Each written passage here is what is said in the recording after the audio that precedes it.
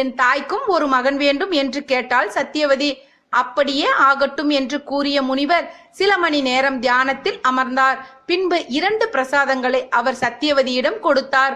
ஒரு பிரசாதத்தை குறிப்பிட்டு, இதை நீ உண்ண வேண்டும், மற்றொன்றை உன் அன்னை உண்ண வேண்டும்.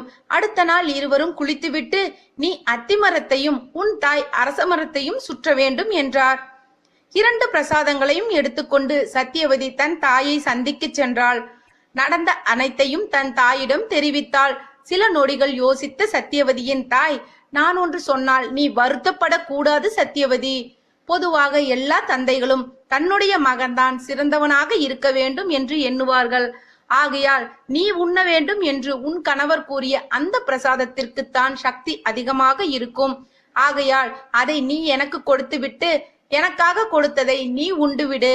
மரத்தையும் அதற்கு ஏற்றாற்போல் நாம் மாற்றி சுற்றி கொள்ளலாம் என்று